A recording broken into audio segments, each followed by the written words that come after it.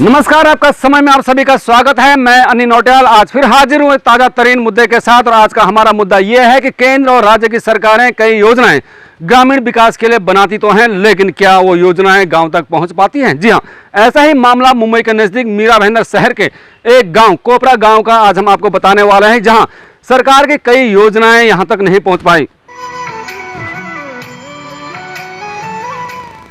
कोपरा गांव आजादी के 72 साल बाद भी गुलामी की जिंदगी जी रहे हैं, जबकि इस गांव का इतिहास इनकी 7वीं पीढ़ी बताती है कि करीबन ये गांव 400 साल पुराना है, जो कि आज भी आजादी की लड़ाई लड़ रहा है। किलोमीटर शहर से यहाँ तक लगता है, और आप पैदल कितना आते हैं, और जो आपके पास टैक्स पावती है तो कितना फायदा आपको महानगर पालिका से मिलता है? हम लोग को इधर उधर से आने के लिए बराबर साढ़े 3 किलोमीटर का रास्ता है। हम लोग को इधर आने के लिए 1.5-2 घंटा लगता है। बारिश के टाइम पे तो 2 घंटा लगता है। और हम लोग पंचायत से टैक्स पावती भर रहे हैं, मतलब 100 साल से पहले से। लेकिन हम लोग को कोई कुछ भी सुविधा नहीं मिली है, कुछ भी, मतलब कुछ भी नहीं, ना स्कूल, ना पानी आने जाने का रास्ता, कुछ भी नहीं। अच्छा, जो ये रास्ता अभी हम लोगों ने देखा, रास्ते में कुछ बना हुआ रास्ता है, तो वो किसने बनाया? हम लोगों ने अपने पैसे से बनाया है, वो भी इधर पेड़।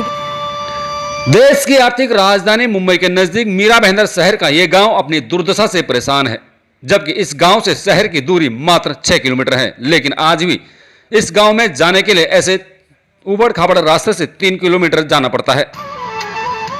रस्ता खराब आहे। सकाळी 7 वाजता जाते तर संध्याकाळी घरी येते, जेवण नाही, नाश्त्यावर असते दिवसभर। तर काहीतरी आमची काळजी घ्यायला पाहिजे ना। मग परिवार सोडून जाते दिवसभर। अच्छा, सुबह चले जाते हैं, उसके बाद सीधा आते ही नहीं, खाली शाम को आते। अच्छा, यहाँ बरसात होती होगी, जिस तरह से ज़्यादा पानी भरता होगा, तो फिर कैसे आपकी गाड़ियाँ आना जाना करती हैं? गाडी बिडी कुछ नाही, गाडी नाही। जास्त पाऊस असला तर गाडी तिथंच ठेवते, चालत येते। गाडी पण काम काढते 8 दिवसात 4 दिवसात, मग करावंच लागते। मग काय करणार? इनका बोलने का मतलब यह है कि यहाँ पर जिस प्रकार का रास्ता है, बरसात के दौरान पानी भर जाता है, और इनकी जो गाड़ी है, जो रिक्शा है, जिसपे इनकी पूरा घर चलता है, और रिक्शे के पे ये उसको 3 किलोमीटर दूर खड़ा करना पड़ता है। हो सकता है उस रिक्शे में वहाँ पे चोरी भी हो सकती है, बहुत सारी समस्या हो सकती है, ऐसा इनका बोलना है। ये गांव करीबन पिछले 100 सालों से सरकार को टैक्स भरते आ रहा है, लेकिन गांव की बदहाली ये बताने को काफी है कि यहाँ अब तक कोई भी सड़क मार्ग नहीं बना। शिक्षा के नाम पर यहाँ कुछ गांव वाले गांव छोड़कर शहर की ओर पलायन कर चुके हैं। बाकी कई बच्चे आज भी कई किलोमीटर दूर जाकर अपनी पढ़ाई करते हैं। मेरा नाम है परिमल भूषण पाटिल। मैं आदर्श विद्या मंदिर हाई स्कूल में जाती हूँ। इधर से 5 किलोमीटर स्कूल दूर है। आम्ही चालत जातो। पावसाळा असला काय ते इथपर्यंत गुडघ्यापर्यंत पाणी असतं, आम्ही कसं पण जातो। पण आम्हाला शाळा बुडवायची नसते तर आम्ही कसं पण जातो। रेनकोट, छत्री, कभी कभी इतना वारा आला तर छतरी उड़ून जाते। आजादी के 70 साल बाद यानी कि 2 साल पहले यहाँ बिजली तो आई, लेकिन सड़क न होने के कारण गैस सिलेंडर आज भी सिर पर उठाकर लेके आना पड़ता है। इस गांव की हालत बरसात में बद से बदतर हो जाती है, क्योंकि जंगली इलाका होने के कारण गांव पूरी तरह से शहर से कट जाते हैं और एकमात्र रास्ता पानी से भर जाता है। उस दौरान गाँव वालों को नाव का इस्तेमाल करना पड़ता है। तो कुछ नहीं है, अस्पताल भी नहीं है, जैसे बाकी सारी चीज़ें। तो जब कोई बीमार हो जाता है तो उस दौरान यहाँ से आप लोग कैसे अस्पताल कहाँ पहुँचाते हैं, कैसे जाते हैं? हम लोग को अस्पताल खाड़ी से जाना पड़ता है, नाव में उनको डाल के लेके जाना पड़ता है। और इधर ऐसा किया भी है, पैर टूटा था तो खाड़ी में से लेके गए थे हम लोग के माँ को इधर से। बाकी इथे तुम्हाला काय समस्या आहे? माझी पाण्याची फार हाल होतात। मला पाणी अर्धा तास मला एक दूर न्यायला लागते। कुठून आणता तुम्ही पाणी? पाणी इथूनच न्यायला लागते। माझं घर लांब आहे। लांब आहे काय? बावडीमध्ये घेऊन येता पाणी? हां, बावडीचा, बोरिंगचा जो मिळेल तो।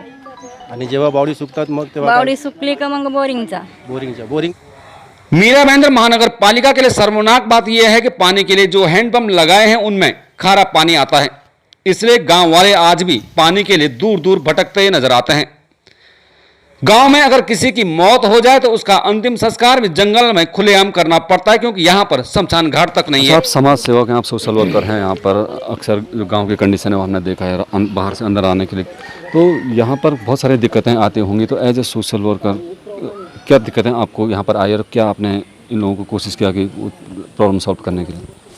नमस्कार, मेरा नाम प्रशांत म्हात्रे।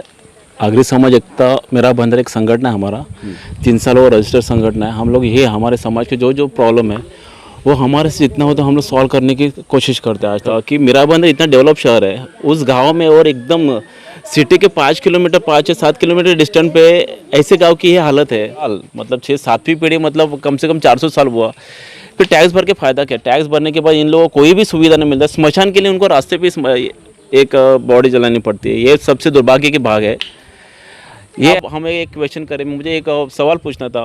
हम लोग तो एक सादे सीधे आदमी है, लेकिन ऐसा रहता है कि जहाँ पे हम लोग टैक्स भरते सब ये गवर्नमेंट का काम है, बराबर है। एक कॉर्पोरेटर उनके लेवल पे काम नहीं, हम लोग सबको दोष नहीं दे सकते। लेकिन प्रशासन अधिकारी क्या कर रही है? जो मीरा भाईंदर के जो कमिश्नर लोग हैं, ये अधिकारी है जिनके डिपार्टमेंट ये हमारा गाँव होता है, बराबर, वो क्या करे? उनका काम नहीं है। फिर हम लोग को टैक्स नहीं लेना चाहिए इतने साल। अब भी देखो, घन कचरा शुल्क, यहाँ पे कभी कचरे का गाड़ी नहीं आता। मल प्रवाह कर, यहाँ तो कुछ है ही नहीं है।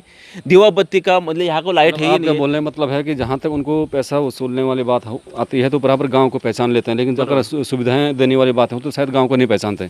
सही बात यही है। मैं तो अभी फिलहाल बस सब टैक्स, जब भी टैक्स पावती देखा उसमें सब है ना, उसमें वृक्ष कर आता है, दीवा बत्ती कर आता है, घन कचरा शुल्क, मल निस्तारण कर आता है, लेकिन उसमें से एक भी चीज़ यहाँ पे नहीं है।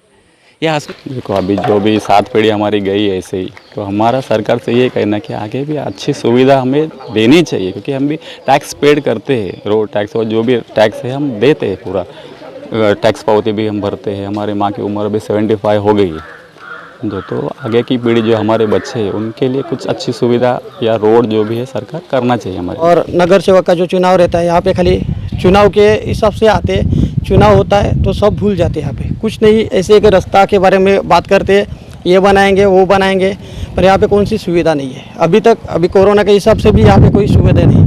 हम लोग का यही सबका कहना है कि चुनाव ये सब छोड़ो, अभी अपना रास्ता कैसे हो जाएगा, कैसे अपनी बात आगे पहुँचेगी, कैसे अपना रास्ता हो रहा है, उसके बारे में हम लोग जो भी करना चाहेंगे वो हम लोग करेंगे। इसके लिए जो भी यानी चुनाव आएगा तो उसको भी बहिष्कार डालेंगे कि यहाँ पे जब तक रास्ता नहीं हो रहा है तब तक हम लोग एक भी यहाँ से वोटिंग जाने नहीं देंगे वहाँ पे। जब यहाँ रास्ता ही नहीं तो शादी के लिए तो बहुत तकलीफ होती है। यहाँ के एरिया को लड़की देना मुश्किल हो जाता है, और यहाँ की लड़की नहीं जा सकती कहीं और शादी के लिए, क्योंकि यहाँ कोई देगा ही लड़की अपनी, क्योंकि यहाँ इतनी तकलीफ है। तो लोगों को मालूम है कि यहाँ इतनी तकलीफ है कि आदमी यहाँ रास्ते के लिए बहुत परेशानी हुई। लोग यहाँ से बहुत साल से, मगर कुछ नहीं हुआ अभी तक, इसलिए यहाँ कोई लड़की देगा नहीं किसी को।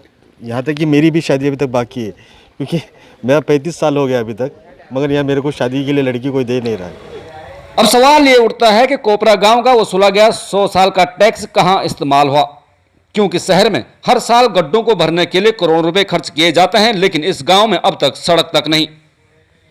ये था मीरा भाईंदर शहर का कोपरा गांव, जिसकी कई सारी समस्याओं को हमने अपने न्यूज के माध्यम से शासन व प्रशासन तक बताने की पूरी कोशिश की। हम सरकार से उम्मीद करेंगे कि इनकी समस्याओं का समाधान कर उन्हें देश की मुख्य धारा से जोड़ दिया जाए।